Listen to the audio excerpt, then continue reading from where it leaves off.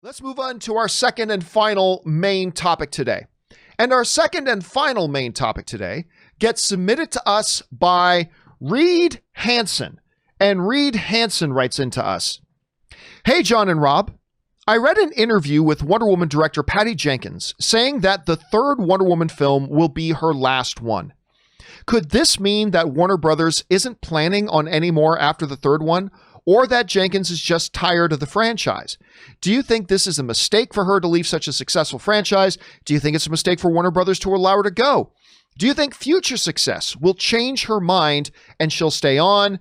Thanks." All right, man. Thanks a lot for sending that in, Reed. And yes, unsurprisingly, Patty Jenkins, who is a hell of a director, she came in, and everybody forgets now that before Wonder Woman came out, look, today, things with the DCU don't still look great right now, but they look a lot better than they did a while ago. But when Wonder Woman came out, the DCU was really reeling. You know what I mean?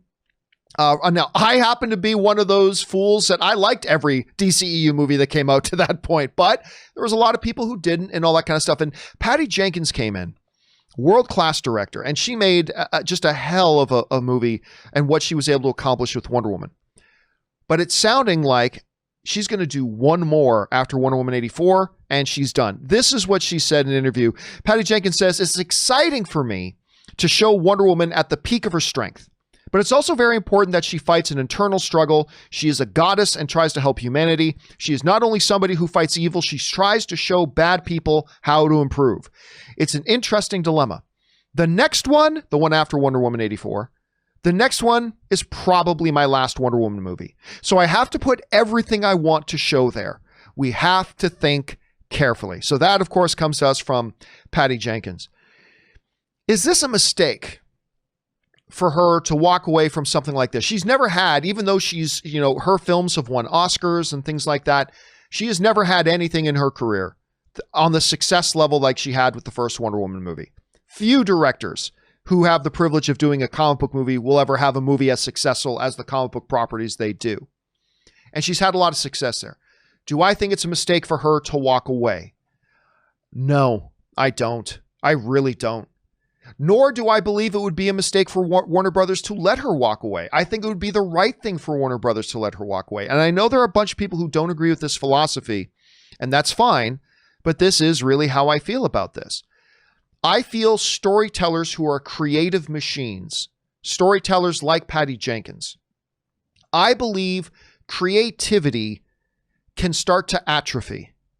I believe creativity can start to rust when it's stagnant and kept in one place for too long.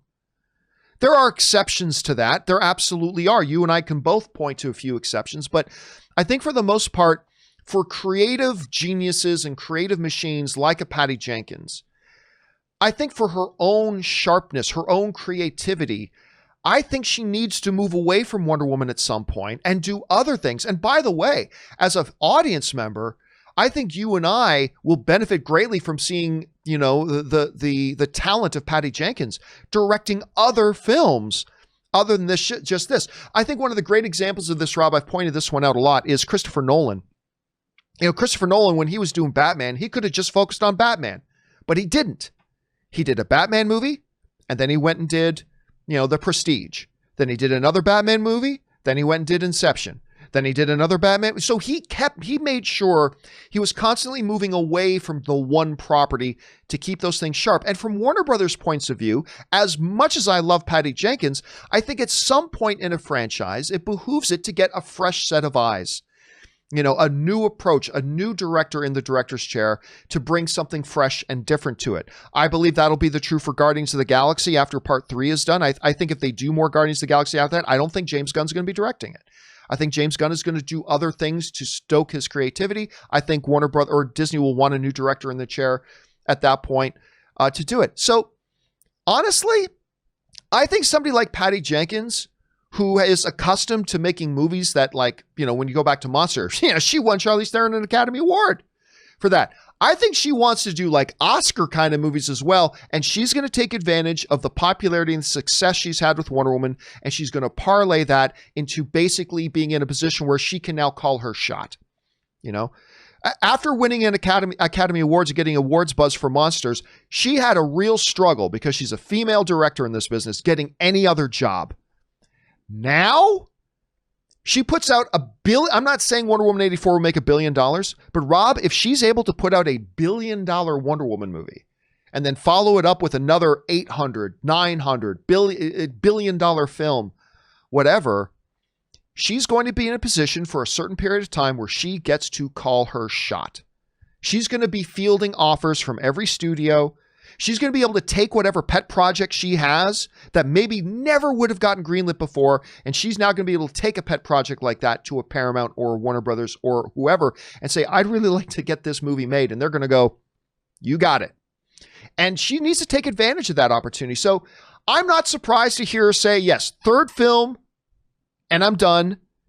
And not only am I not surprised to hear it, I think it's a good move. Rob, you hear about this. What do you make of this? Well, I agree with everything that you've said.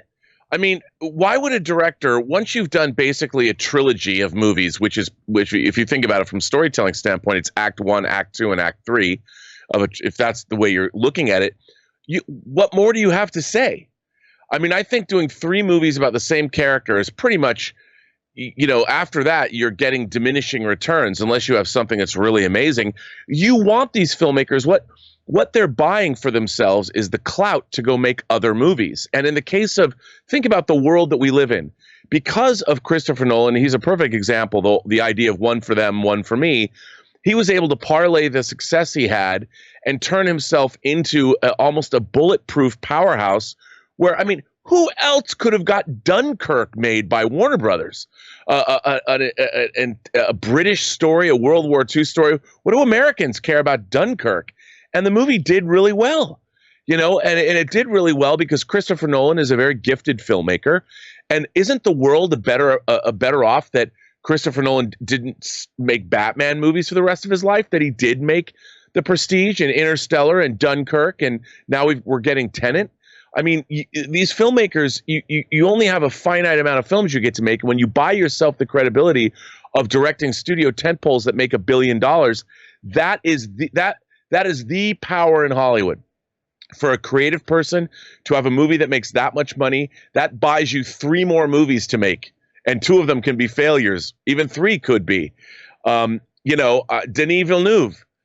I mean, let's hope Dune is a great success, because Blade Runner 2049, as much as I love it, it's amazing that movie got made. Blade Runner wasn't a hit in the first place. And it's incredible when these directors are using the leverage. I think, and by the way, there's been no Wonder Woman 3 announced yet, so let's assume we get it. But maybe Patty Jenkins wants to make something in between the 2 of them.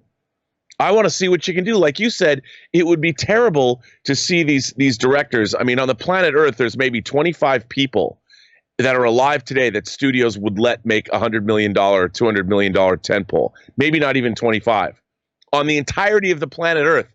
So when you're one of those people, you have the ability to get whatever you want done. I want to know what Patty Jenkins, with this new credibility, what if she could make anything she wants, what would she make? And it would enrich our lives more than another Wonder Woman movie, probably.